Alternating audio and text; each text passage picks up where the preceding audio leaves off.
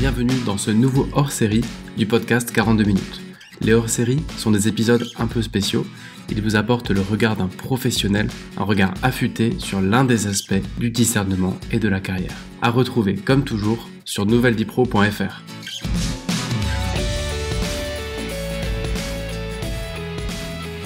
Salut à tous, encore un nouvel épisode de 42 minutes. Merci d'être toujours aussi fidèles à ce podcast.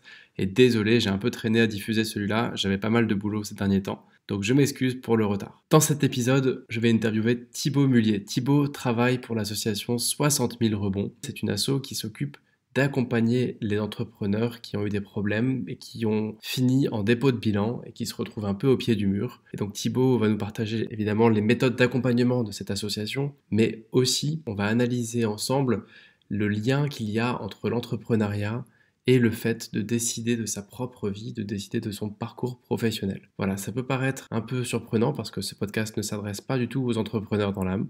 Il y a d'autres médias pour ça. Mais c'est la direction qu'a pris cette interview et vous allez voir, c'est assez pertinent. Je ne vous en dis pas plus, je vous laisse plutôt écouter Thibaut.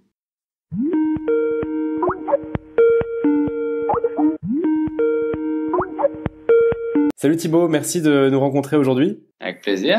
Donc Thibaut, tu travailles dans l'association 60 000 rebonds. Tu vas tout nous dire sur plusieurs choses, sur l'entrepreneuriat et surtout quel rapport entre l'entrepreneuriat et le fait de trouver sa voie. Et aussi beaucoup comment on rebondit quand on est un petit peu au pied du mur, que ce soit en tant qu'entrepreneur ou en tant que personne qui se cherche et qui cherche de l'énergie dans sa vie. Voilà, merci de passer 42 minutes avec nous. Je te demanderais bien de te présenter un petit peu, de nous raconter qui tu es et qu'est-ce que c'est que cet asso 60 000 rebonds. Merci Alban de l'invitation, je répète, c'est très sympa de pouvoir amener un peu ces sujets sur la table et ce que tu fais, c'est super. Donc moi je suis Thibaut Mullier, j'ai 35 ans, j'ai 2 enfants qui ont 7 et 5 ans et depuis 4 ans je travaille au sein de l'association 60 000 rebonds. Juste pour me présenter rapidement, j'ai un cursus commerce management. J'ai eu différentes expériences plutôt de développement commercial dans des entreprises B2B. Je fais quand même partie d'une grande famille d'entrepreneurs qui ont créé quand même quelques entreprises. Donc, j'ai cette fibre un peu entrepreneuriale picousée dans le sang, on va dire. J'accompagne aussi des entreprises dans des comités stratégiques d'accompagnement, 4 startups dans lesquelles je passe une demi-journée à peu près tous les 2-3 mois pour les aider à lever la tête sur un peu leur stratégie globale et leur alignement entre j'ai envie d'aller vers là et lève la tête pour voir un peu les différentes étapes nécessaires. Et puis de manière générale, je suis à titre personnel assez passionné par l'humain, le potentiel humain, le développement personnel, la relation et comment on peut s'alimenter et grandir de chaque personne qu'on rencontre dans sa vie. Donc voilà, moi ce sont des choses qui me passionnent et sur lesquelles je choisis de prendre du temps pour grandir à titre personnel et ça me permet après de faire rayonner cela un peu dans mon environnement. 60 000 rebonds, donc j'y suis arrivé il y a 4 ans en tant que premier salarié de cette association. 60 000 rebonds, c'est une association qui a été créée en 2012 avec pour objet d'aider et d'accompagner les entrepreneurs post-liquidation, donc des chefs d'entreprise qui ont planté leur boîte, pour les aider à se reconstruire, à redéfinir leurs expertises talents vers un rebond quel qu'il soit. Ça veut dire quoi? Ça veut dire les aider à faire un deuil. La formule des 3D, c'est quelque chose qui est bien connu dans les tribunaux de commerce. Pour un chef d'entreprise qui liquide, on parle de dépôt de bilan, divorce, dépression. C'est un peu un combo qui peut être assez régulier pour des chefs d'entreprise. Nous, on l'a un peu élargi à un certain nombre de D, mais le premier D qui génère tout ça, c'est la dimension de déni et de la peur de l'échec qui fait que je ne veux pas voir l'échec arriver, donc je me fourvoie et donc je commence à mentir à mon environnement personnel, professionnel et qui fait que quand le dépôt de bilan arrive, il y a un peu l'effet domino qui fait que je me retrouve avec une forme de déchéance personnelle qui entraîne un certain nombre de traumatismes, des dettes qui peuvent être liées à des cautions personnelles, un certain nombre de choses qui peut faire peur comme ça, mais qui est souvent lié effectivement à une dimension de déni initial. Et donc, c'est pour ça que l'association aide ces chefs d'entreprise. Donc, c'est sa première mission. Et sa seconde mission, sa finalité, c'est de faire changer le regard sur l'échec pour éviter ce déni initial qui entraîne ça. Donc, 60 000 rebonds, c'est cette association qui s'est créée en 2012, qui s'est rapidement développée en France jusqu'en 2015 sur un modèle totalement bénévole. Et donc en 2015, qui a commencé à se structurer sur un modèle professionnel avec le recrutement de salariés pour coordonner cet accompagnement bénévole. Et donc moi, j'ai été recruté en septembre 2015 pour commencer à structurer cette association. Donc j'étais le premier salarié sur le territoire Auvergne-Rhône-Alpes, mais aussi au national. Et donc on a commencé à construire et à structurer cette association sur le territoire. Aujourd'hui, moi, j'ai une double casquette au sein de l'association 60 000 rebonds. Je suis délégué général pour Auvergne-Rhône-Alpes et je suis coordinateur national pour permettre à cette fédération d'associations territoriales autonomes d'échanger sur leurs pratiques pour qu'ensemble, eh bien, on ait bien tous le même cadre commun, les fondamentaux, et puis en même temps que chacune de nos initiatives, de nos expériences, on puisse s'alimenter les uns les autres dans les différentes communautés que composent 60 000 rebonds en interne. Sur la vidéo de votre fondateur qui a fait un TEDx, je crois, vous parlez, il y a 3 chiffres qui m'ont marqué. 60 000, si je dis pas de bêtises, c'est le nombre de gens qui déposent le bilan par an. Alors, 60 000, c'était le nombre de procédures collectives, effectivement, au moment de la création de l'association. On va dire qu'aujourd'hui, on est plutôt sur des chiffres entre 54 et 57 par an en moyenne, mais c'est à peu près ça, effectivement. D'accord. Et après, il disait qu'il y avait donc à peu près 500 entrepreneurs qui sont accompagnés à l'heure où on parle, là, enfin, en permanence, c'est ça? C'est ça. Aujourd'hui, début 2020, il y a à peu près 500 entrepreneurs qui sont en cours d'accompagnement. Et plus de 600 bénévoles qui mettent de l'énergie pour accompagner ces personnes. Alors, c'est ça? Un peu plus. On est aujourd'hui sur à peu près une communauté de 1000 bénévoles en France. On peut se demander pourquoi Thibaut nous parle d'entrepreneuriat dans un podcast dédié au fait de trouver le job qui nous convient, c'est-à-dire pas forcément d'entreprendre. Et en fait, avant d'aller dans le détail de ce qui fait votre philosophie et votre méthodo, on va y aller. Parce que c'est le cœur de votre accompagnement. Mais on s'est dit avec Thibaut que c'était pas idiot de faire un lien, en fait, se dire qu'est-ce qu'on peut retirer de l'entrepreneuriat, nous tous qui cherchons notre voie, ou tous ceux qui la cherchent en tout cas, et qui se disent pas forcément, tiens, moi je suis un entrepreneur né, en fait. Il y a des choses à aller chercher quand même, et on s'est dit que c'était intéressant de démarrer par là. Alors, je te laisse, Thibaut, attaquer. C'est quoi être entrepreneur? Entrepreneur, on a cette image vraiment très dédiée à la création d'entreprise, à être effectivement un entrepreneur qui crée une entreprise, qui crée de l'emploi. On a cette vision de l'entrepreneuriat. Mais en fait, c'est quoi être entrepreneur? On va dire, c'est prendre sa vie en main. C'est être entrepreneur de sa vie avant toute chose. Avoir une forme de maîtrise dans l'intention qu'on met dans sa vie. Je vais pas parler au nom de tous les entrepreneurs parce que ça n'a aucun sens, mais chacun trouve son sens pour partir dans l'entrepreneuriat. Mais avant tout, il y a ce besoin de liberté. Il y a quelque chose qui, quelle que soit l'intention, mon père qui est chef d'entreprise, quand il a créé, il dit, moi, fondamentalement, je ne veux pas avoir de boss. Je veux pas qu'on me dise ce que j'ai à faire. Et c'est pour ça que je suis parti dans l'entrepreneuriat. Il y a quand même une prise de responsabilité. C'est comment je reprends la responsabilité de ma vie au niveau professionnel. Donc, le parallèle, entre guillemets, avec la dimension personnelle, c'est comment je prends la responsabilité de ma vie. Chacun d'entre nous, en fait, on est entrepreneur de sa vie. Je suis assez convaincu de ça. C'est une évidence. Je sais pas ce que tu en penses.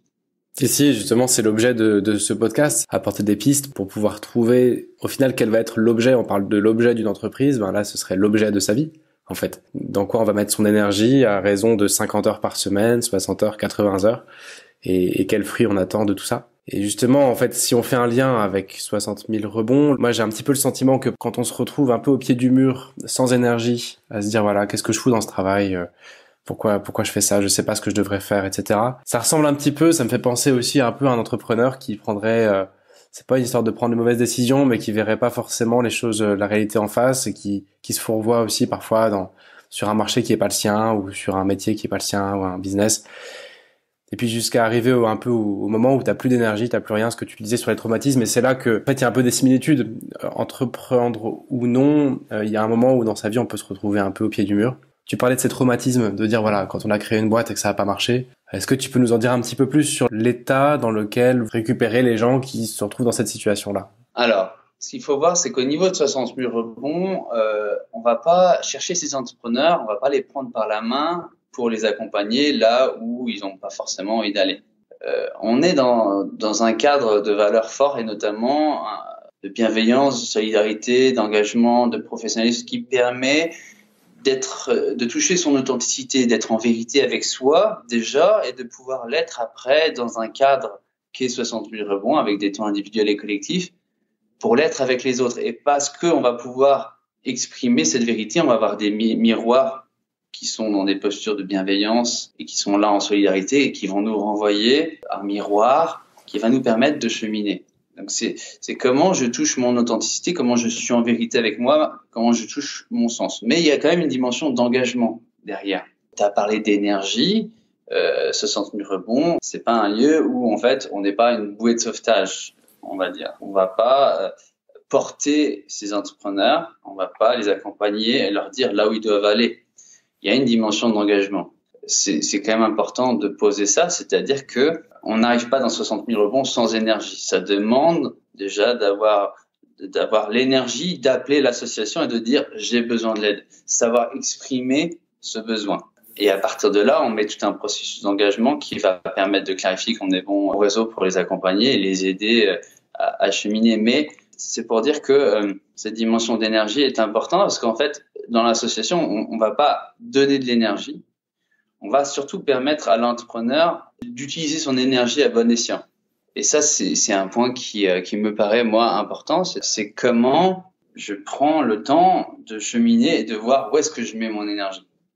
Donc ça me paraît, c'est un point. Après, ce que j'entends dans ce que tu as amené, c'est quel parallèle on peut faire entre les entrepreneurs qu'on accompagne, qui sont au pied du mur, qui sont dans une phase un peu effectivement difficile, et c'est comment on va les aider à rebondir. Et quelles expériences on peut en tirer. Moi, j'interviens souvent aujourd'hui devant des entrepreneurs qui se posent la question d'aller vers l'entrepreneuriat. Mais du coup, on peut faire le parallèle de la même manière avec c'est quoi être entrepreneur de ta vie et comment on peut s'alimenter de ces bonnes pratiques entreprises dans la vraie vie.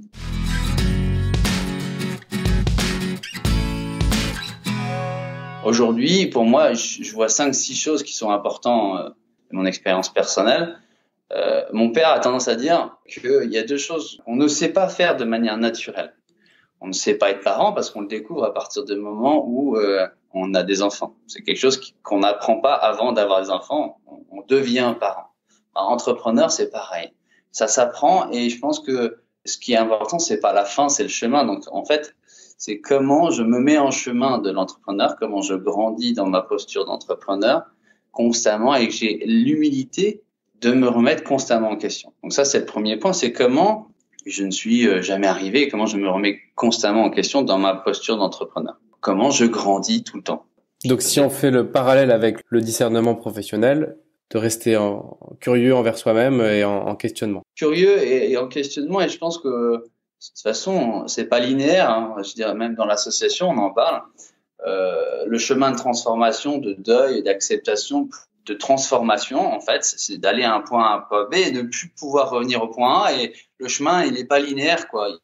C'est une montagne, de temps en temps, on a des hauts, des bas, et il faut savoir accepter ça, en fait. Accepter ces phases, accepter que de temps en temps, on a des coups de moins bien et l'accueillir et dire, OK, ça fait partie du chemin avec bienveillance et dire, ouais, très bien, je le vis comme ça, bah, c'est top.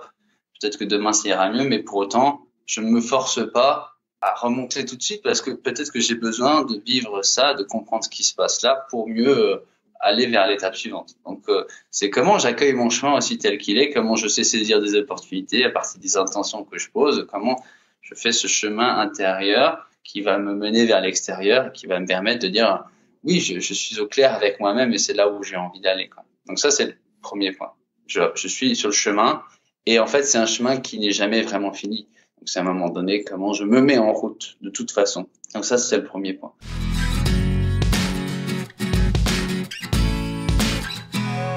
Le deuxième point, c'est comment je m'entoure. C'est avec qui je fais ce chemin.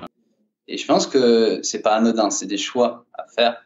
C'est comment à un moment donné, je me dis, je n'ai pas la science infuse. Comment j'ai l'humilité de me dire, je ne vais pas tout savoir tout seul. Et puis même quand je commence à être bien en conscience de moi, j'ai des qualités, des compétences, j'ai ma puissance, on va dire, j'ai une forme de puissance personnelle, mais j'ai besoin, et je suis clairvoyant pour savoir que j'ai besoin de m'entourer avec telles compétences que je n'ai pas et que d'autres feront bien mieux que moi et que l'énergie que eux mettront sera vraiment minime parce que c'est leur qualité première. Quand moi, est-ce que ça me demanderait une énergie considérable de faire ce qu'ils font? Je serais sûrement capable de le faire.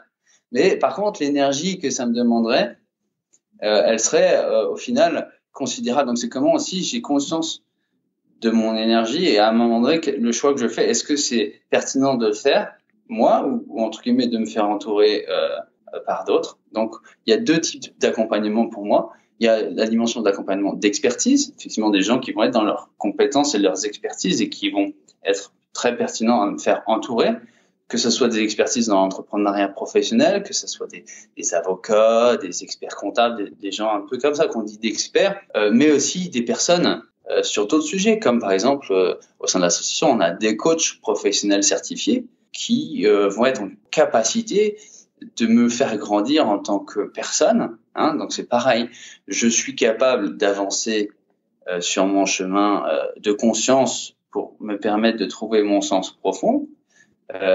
Mais potentiellement, je peux mettre 3 ans à le faire tout seul, quand je pourrais mettre 6 mois si j'étais bien accompagné et que j'avais un peu du feedback qui me permet de me remettre en question plus rapidement sur certains sujets. Le parallèle dans ce deuxième point, il est évident avec les reconversions ou avec le fait de trouver sa place professionnellement. Ça ne peut pas se faire sans un go du conjoint, sans un soutien de la famille, des potes. Ça peut pas se faire sans un ou deux mentors. Ça peut pas se faire sans des personnes qui peuvent faire un feedback sur les compétences et autres. Le parallèle là, il est vraiment très fort. Je suis d'accord. Il y a cette dimension d'expert, puis il y a le deuxième type d'accompagnement qui est de l'accompagnement de bon sens. Moi, par exemple, j'accompagne des chefs d'entreprise dans des comités stratégiques d'accompagnement. J'arrive avec mon regard.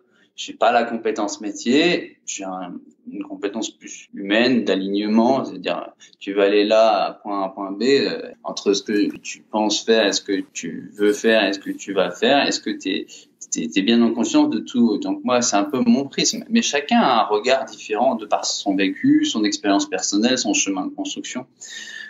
Et donc, par un simple bon sens, une personne qui n'est pas en connaissance, va m'amener son regard sur la vie. Et comment potentiellement je suis ouvert à cette différence, en ne prenant pas ce qu'il va me dire comme un jugement de ma manière de faire, mais bien comment potentiellement il va juste me parler de lui et comment moi je prends ce qui m'intéresse ou pas. Et donc ça, c'est très intéressant. Et ça, on le vit dans l'association aussi, par ce qu'on appelle des temps d'intelligence collective, où une personne est invitée à poser une problématique avec 6 à 8 personnes qui, simplement par leur différence et comment potentiellement ils vont même rebondir l'un sur l'autre, vont me permettre de trouver des clés personnelles tout seul, parce que je suis invité aussi dans ce processus à ne pas pouvoir dire non, mais à ne pas être dans la négation, couper une potentialité qui pour moi est hors cadre parce que je l'ai jamais envisagé, parce que j'ai des freins personnels par rapport à ma réalité qui ne me permettent pas d'ouvrir à d'autres possibles. Et en fait, en ne me permettant pas de couper la possible innovation, je me laisse capter. En tout cas, si je me mets dans une posture d'accueil, je peux la prendre. En fait. Ça rejoint un peu ce que tu dis. C'est comment aussi, quand je suis dans cette phase de questionnement, comment à un moment donné, je peux aller parler avec n'importe qui. Que ce soit un voisin, que ce soit un boulanger, que ce soit une connaissance pro, que ce soit quelqu'un sur un domaine de métier qui m'interpelle, pour confronter mon regard par rapport au sien et me laisser m'ouvrir, entre guillemets, à des possibles que j'ai jamais imaginés. Et comment, à un moment donné, je me dis, pourquoi pas, je me dis, au lieu de me dire, c'est impossible, je me dis, c'est possible. Le parallèle est vraiment très fort. Enfin, le regard différent qu'il y a par les autres. Et aussi sur le fait de partager son projet. Enfin, on a tous un copain qui a monté une boîte et qui a pas voulu dire pendant 3 ans quel était l'objet de sa boîte par peur de se faire copier, puis qui pour finir l'a jamais monté parce qu'il était seul, quoi. Cette peur, c'est le 3e point d'ailleurs.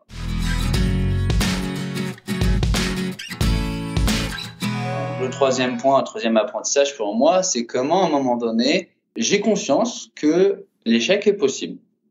Ça, on le voit beaucoup dans les entrepreneurs qui se lancent dans l'entrepreneuriat, c'est je n'ai jamais envisagé d'échec. Et c'est un vrai problème parce que l'échec, il est au coin de la rue, on échoue tout le temps. C'est à un moment donné, c'est comment je ne me mets pas dans une posture de déni de l'échec. L'échec est possible. D'ailleurs, dans le réseau Entreprendre, l'ancien créateur du réseau, il avait tendance à dire, avant de me lancer totalement dans mon entreprise, d'abord, je me projette.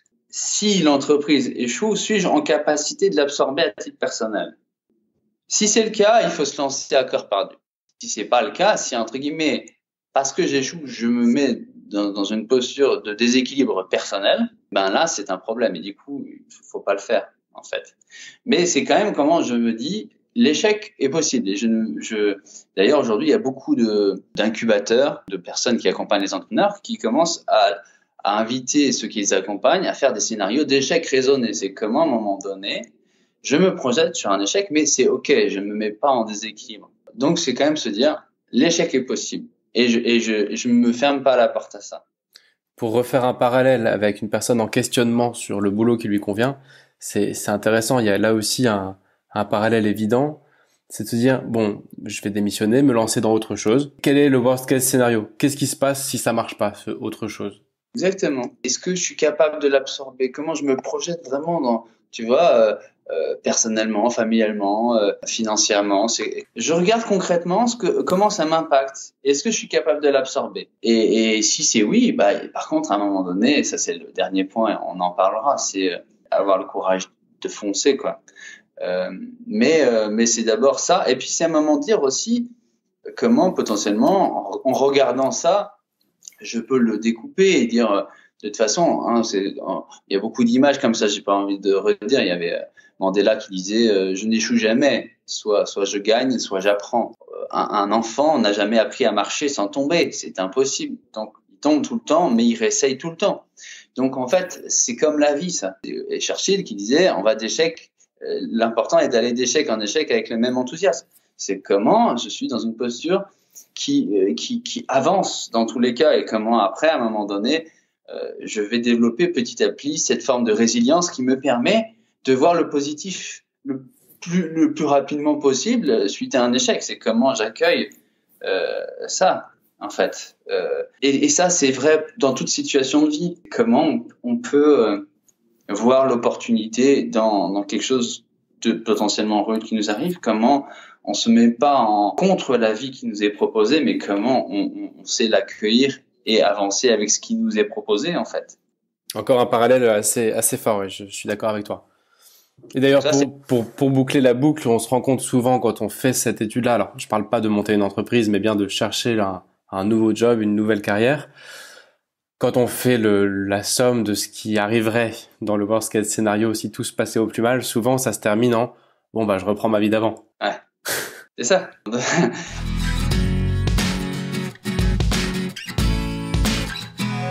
Le quatrième point, c'est comment je ne découpe pas ma vie. Comment je prends mon équilibre global avec le perso et le pro, et c'est un tout. Et c'est en lien avec aussi l'énergie que j'ai. Mon énergie, en fait, c'est un tout. Je peux pas utiliser toute mon énergie pour mon boulot parce qu'il faut que j'en garde pour mes enfants quand je les ai. Comment je suis au clair sur mes priorités de vie? Parce que on va pas chercher le même sens dans son travail si à un moment donné, ma priorité, c'est ma famille. Moi, j'ai eu ce parallèle. À un moment donné, j'ai eu comme une forme de réalignement parce que il fut un temps, je disais ma famille, mes enfants, c'est ma priorité. Et puis, j'avais mon ex-compagne qui me disait bon, les enfants sont malades, tu peux venir, j'ai besoin de toi. Bah non, j'ai un rendez-vous pro. Et c'est à un moment donné, c'est là où on se confronte à bah ouais, mais je suis pas aligné avec moi-même là. Parce que mes enfants, c'est ma priorité avant mon boulot. Sauf que dans les faits, c'est pas ce que je fais. Et donc, d'avoir cette conscience de dire, OK, est-ce que je suis aligné avec moi? Est-ce que dans mes intentions, je suis au clair sur, bah, c'est quoi mes priorités?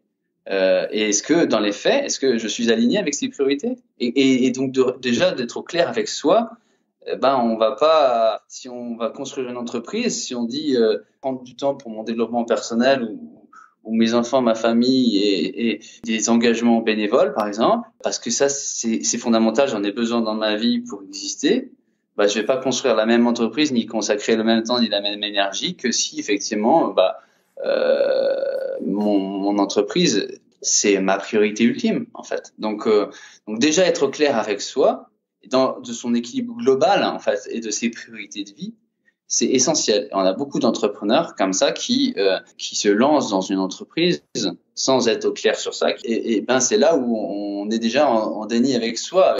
Là, le parallèle qui me vient, c'est notamment un auteur américain qui travaille sur le discernement professionnel, qui a cette notion de valeur. Ce que tu appelles priorité, lui va appeler ça valeur, mais ce qui est assez un classique du coaching. Mais Mais dans les valeurs, il va dire, voilà, par exemple, vous en prenez 10, il y a la famille, l'amour, le succès, les finances, le corps physique, le bien matériel, etc., etc. La contribution. Et puis il va dire, bah, vous en retenez 3, qui sont celles qui vous définissent le mieux et le plus, et vous les mettez dans l'ordre 1, 2, 3. Et en fait, assez vite, on se rend compte que un mec qui a enfant en numéro 1, enfin famille, en numéro 2, l'amour, et en 3, la résilience, et ben, il conduira pas la même bagnole. Il aura pas les mêmes potes. Il aura pas la même vie, ni la même boîte ou le même métier que celui qui a succès, performance et fidélité. Enfin, c'est une évidence.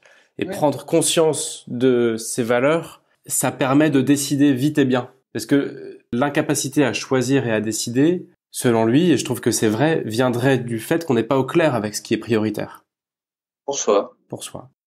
Parce que aussi, souvent, notre éducation nous a amené à prendre des valeurs des autres. Que ce soit de nos parents, que ce soit de l'éducation, que ce soit la société. C'est dans ce travail, ce cheminement personnel, comment je redéfinis, comment je définis ou je redéfinis, c'est quoi effectivement mes valeurs, mes priorités, pour après faciliter le cheminement, effectivement. Donc c'est quoi mon projet de sens, mon projet de vie.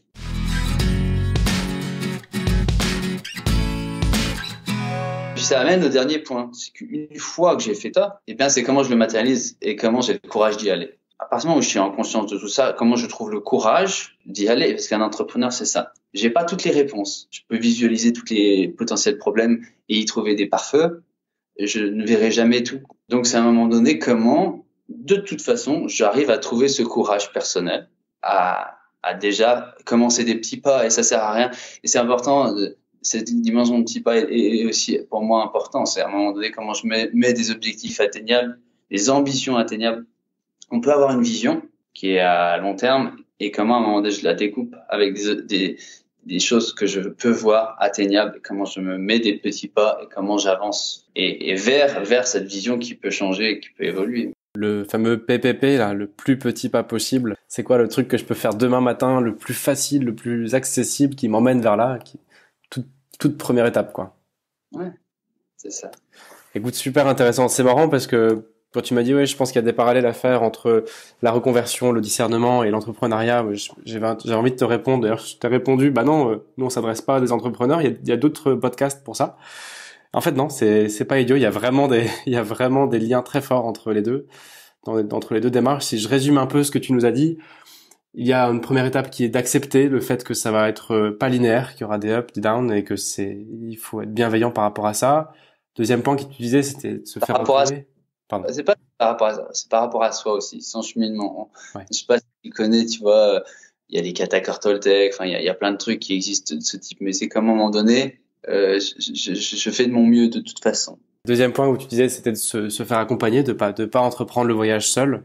Troisième point, c'était de dire que l'échec est possible et même évident dans une certaine mesure et que la question c'est plutôt comment on rebondira et continuera à avancer. Mon quatrième point qui était de dire, bah voilà, au final il y a cette question de priorité, de valeur et on va pas créer le même projet d'entreprise et on va pas faire la même reconversion ou le même futur métier en fonction de ce qui est prioritaire pour soi. Et puis ton dernier point qui est de dire, bah une fois que tout est clair, comment on passe à l'action avec ta question du premier pas qu'on va faire, quoi. Ouais, tout à fait.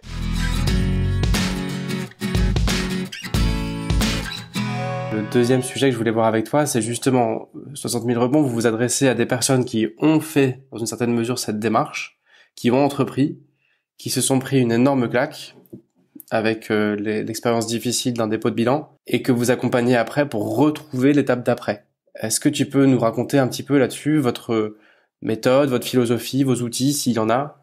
Qu'est-ce que tu peux nous dire aussi sur un peu ce que je te disais en préambule, dans quel état on est quand on est quand on dépose le bilan ou quand on est dans cette situation-là d'avoir tenu et puis il y a un moment où ça tient plus, quoi. Je vais répondre tout de suite à ta dernière question. En fait, tout dépend des personnes.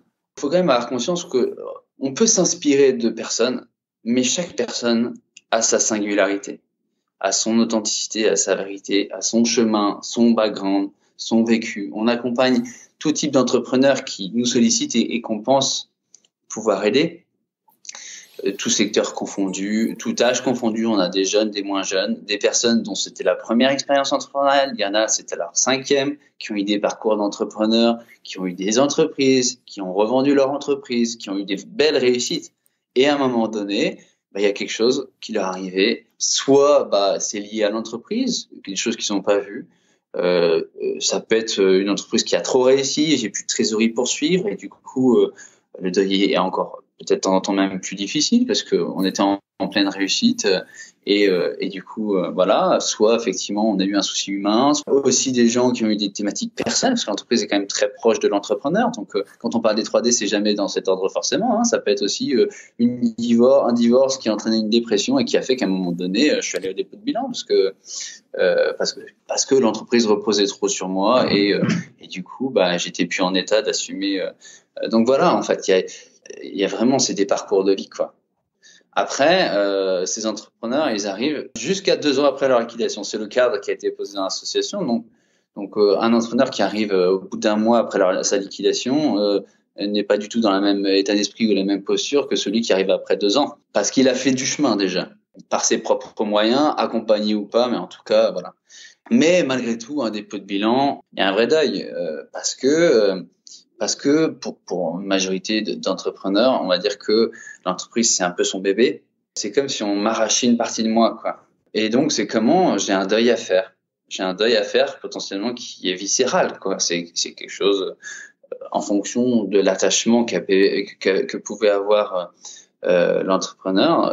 Il y a un deuil à faire. Il y a 2 types de changements dans la vie. Il y a un changement où on va au point B, mais il y a toujours la capacité, la possibilité de revenir au point A si ça ne nous plaît pas.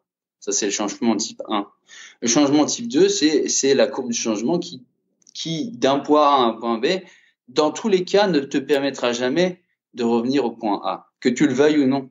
Une dépôt de bilan, c'est forcément un changement type 2, en fait. Parce que on peut pas revenir en arrière. Il y a quelque chose qui est acté et qui est souvent assez violent, parce que ce qu'il faut voir, c'est que cette dimension de déni fait que souvent, un entrepreneur, un chef d'entreprise va au tribunal de commerce beaucoup trop tard. Il faut voir que le tribunal de commerce, je le dis en aparté pour certains qui seraient chefs d'entreprise ou qui pensent à l'entrepreneuriat, c'est un soutien. Ce sont des bénévoles qui sont généralement des chefs d'entreprise et qui sont avant tout là pour faire normalement de la prévention, qui sont là pour aider. Et ils ont des rouages au niveau du tribunal pour aider les chefs d'entreprise ou les entreprises dans des situations compliquées. La problématique, c'est que déjà, c'est méconnu. Et donc, souvent, on a peur et donc on y va beaucoup trop tard. Et quand on va beaucoup trop tard, souvent, le tribunal, il n'a qu'une chose à faire et constate, il dit, non, il n'y a pas de possibilité de retournement. Donc, je prononce la liquidation. Dans 85% des cas, la liquidation, elle est prononcée dans la journée. Et donc, c'est ultra violent. C'est ultra violent parce que je viens pour chercher de l'aide et on me dit, non, c'est fini, quoi. Donc c'est un énorme coup de massue pour quand même une majorité d'entre eux. Si on veut continuer à faire des parallèles, c'est un peu le plan social. Ouais, typiquement, ou tu vois, si on prend même dans la vie, c'est un divorce qu'on n'a jamais envisagé, c'est un décès, c'est des événements de vie qui font que ça nous tombe dessus et que comme potentiellement notre équilibre s'est construit avec une forme d'attachement, soit à un projet, soit à une personne. On m'enlève l'entreprise, on m'enlève mon conjoint, on m'enlève mon père, on m'enlève. C'est comme si je me retrouve déséquilibré parce qu'en fait, il y avait une partie de mon équilibre qui était liée à ça, en fait. Tu vois? Ouais. Et donc, ça, c'est aussi un point intéressant quand même. C'est qu'à un moment donné, je décorrèle qui je suis du projet dans lequel je m'engage. Un projet, ce n'est pas moi, c'est un projet. Potentiellement, je peux changer de projet au gré de mon évolution. Mais c'est intéressant quand même d'avoir une forme de détachement.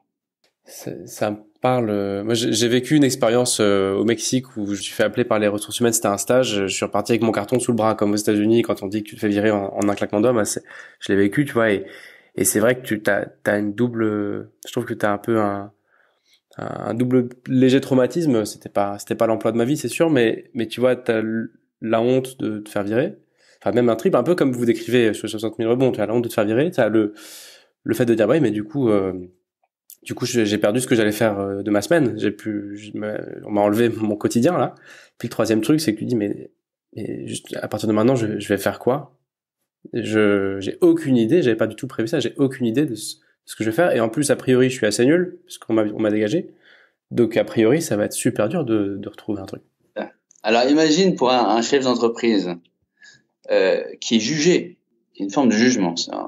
Tu vois, on te dit, voilà.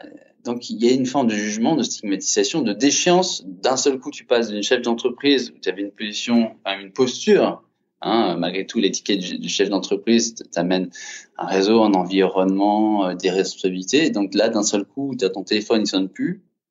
On parle du chef d'entreprise qui déjà est seul.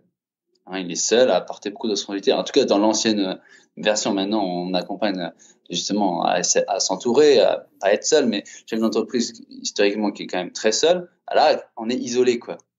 Isolé dans une forme de déchéance assez totale, avec de temps en temps l'environnement professionnel avec qui j'étais pas totalement en vérité, consciemment ou inconsciemment, qui du coup m'oublie. Les amis, on voit ceux qui restent. Ça me renvoie en pleine poire, ce que j'avais construit ou pas avant, quoi. Comment je m'étais, tu vois.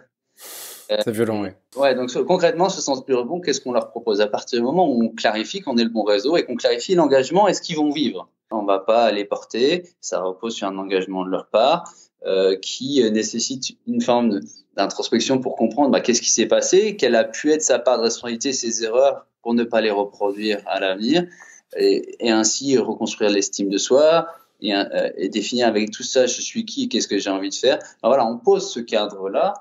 Et à partir de là, on leur propose un accompagnement à 3 niveaux. Un double accompagnement individuel et un accompagnement collectif. Accompagnement individuel avec un coach et un parrain.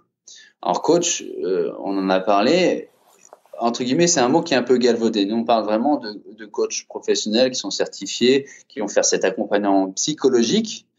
Donc, ce sont pas des thérapeutes. Je le dis, je vais être assez grossier pour permettre à tout le monde de comprendre un peu la différence. Parce que quand on parle d'accompagnement psychologique, c'est pas non plus très clair.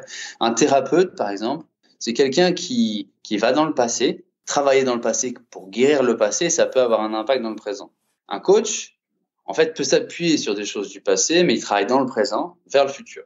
Voilà. Et donc, un coach, à un moment donné, s'il a besoin de travailler le passé parce que dans le présent, on peut pas avancer, il va renvoyer vers un thérapeute. D'accord, c'est pas le même métier. Donc, dans l'association, nous, on a des coachs et des parrains. Les coachs offrent bénévolement ce qu'ils font dans la vie de manière payante. Dans l'association, ils offrent 7 séances d'1h30 aux entrepreneurs qu'on accompagne pour les aider à faire ce deuil, à comprendre ce qui s'est passé, faire émerger entre guillemets la dimension systémique de l'échec pour ne pas reproduire les mêmes erreurs et voir aussi qu'est-ce qui leur appartenait pas, différencier ce qui était lié à l'environnement puis ce qui était lié à eux et pour que eux apprennent de leurs propres erreurs.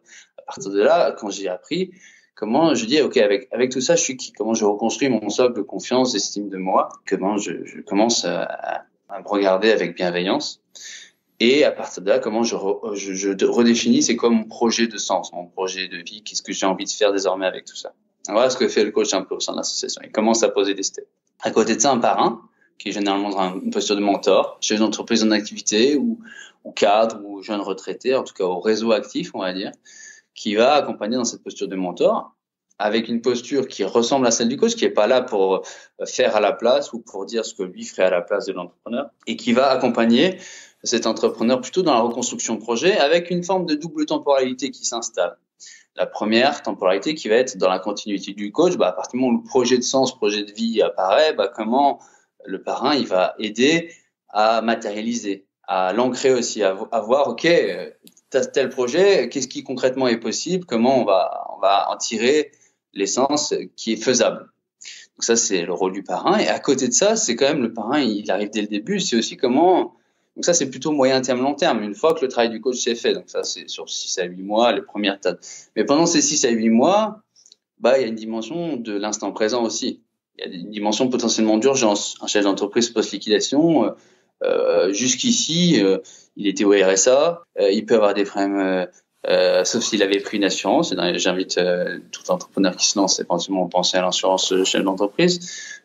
Donc, à un moment donné, on peut avoir des pratiques familiales, d'urgence alimentaire, d'équilibre en fait personnel, et donc on peut pas ne pas le prendre en compte en fait. Donc le parrain est aussi là en premier relais pour être à l'écoute, éventuellement faire jouer le réseau, pour que dans cette phase de transition, jusqu'à temps de définir c'est quoi mon projet de sens, projet de vie, comment je suis un relais à l'écoute, comment je peux ouvrir potentiellement des portes, soit via l'association, soit via mon propre réseau personnel pour épauler cette phase de transition. Donc ça, c'est l'aspect accompagnement individuel.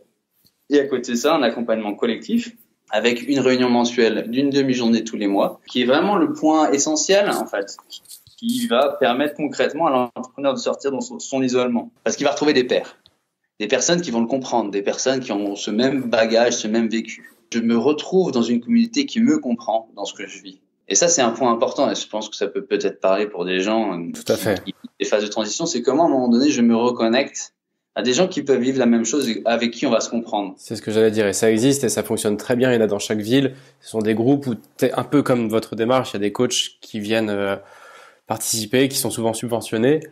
C'est payé avec le FONGECIF et tous ces trucs-là de droit à la formation, tout ça. Et t'es en groupe et tu fais ta démarche avec une dizaine de personnes qui vivent les mêmes hauts et les mêmes bas que toi.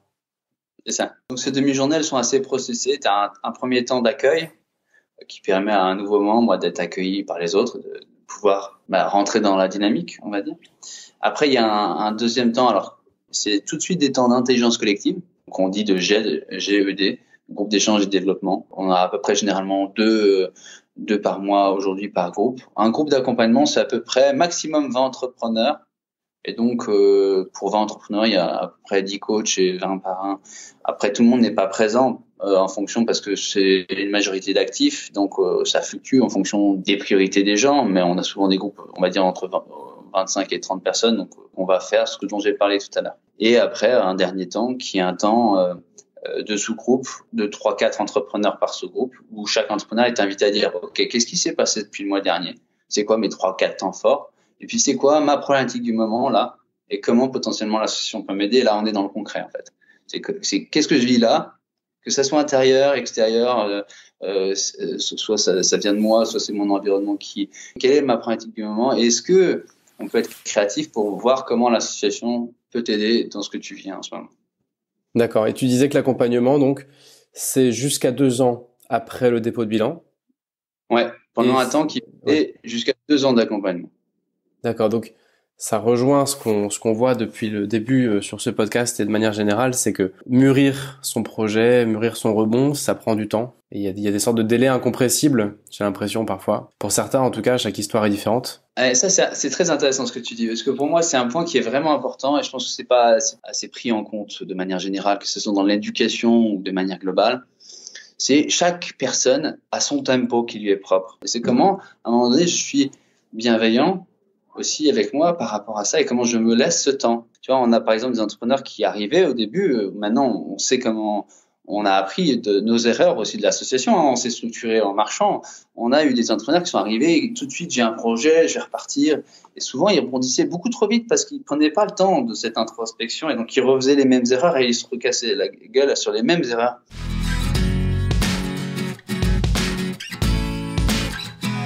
Si on peut te dire un petit point complémentaire qui peut être intéressant, à mon sens, qui est souvent mis de côté, c'est comment on prend en compte la dimension physique dans tout ça. Moi, je fais un gros travail, justement, on parle de sport, il y a beaucoup des sujets qui arrivent autour de la méditation, il y a plein de métiers qui arrivent, que ce soit sur une dimension énergétique, par exemple, je prends du shiatsu ou du yoga ou ces choses.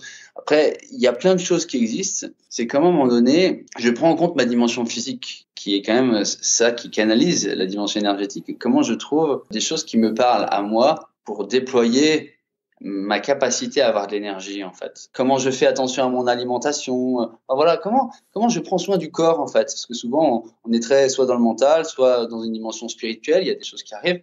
Mais comment on prend en compte aussi la dimension du corps dans tout ça et cet équilibre corps, mental, spirituel qui est un peu la globalité, quoi, tu vois.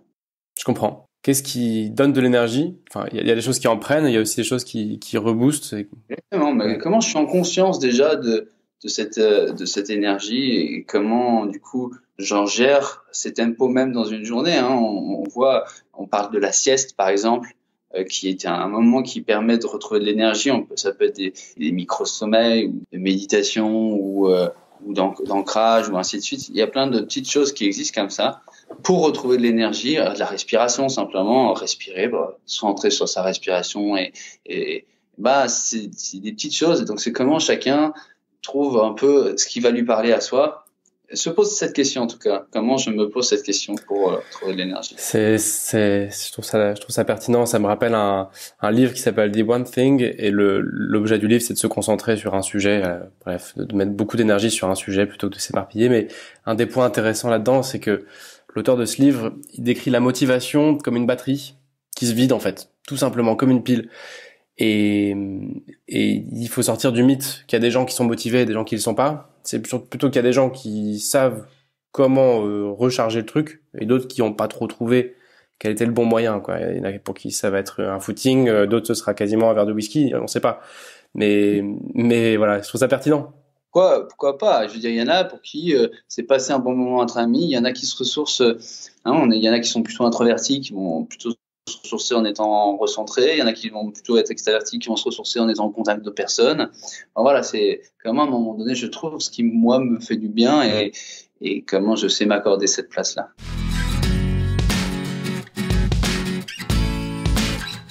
Petite question de la fin maintenant pour terminer cette interview, c'est le défi du podcast. Donc tu vas pouvoir nous donner une action concrète à réaliser pour ceux qui nous écoutent et qui veulent avancer. Voilà.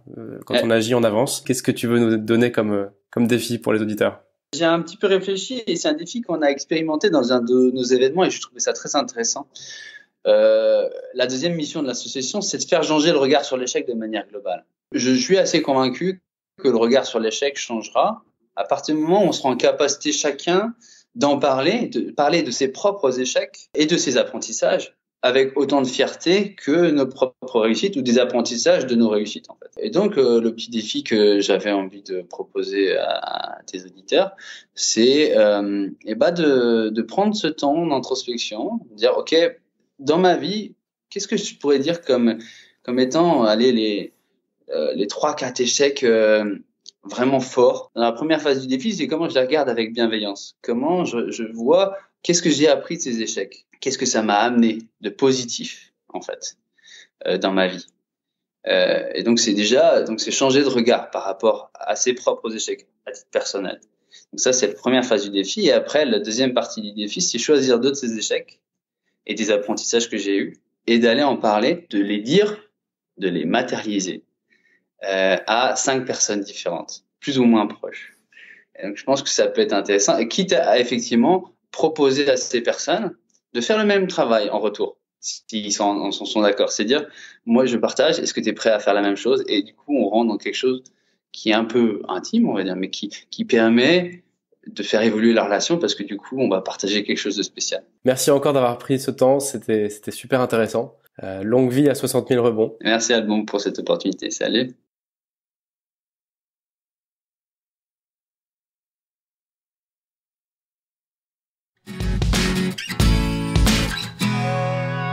J'espère que cet épisode vous a plu. Moi, je vous donne rendez-vous dans 15 jours pour une nouvelle interview. Et d'ici là, n'hésitez pas à vous abonner, vous inscrire sur le groupe Facebook, mais surtout, éclatez-vous dans vos jobs. À bientôt!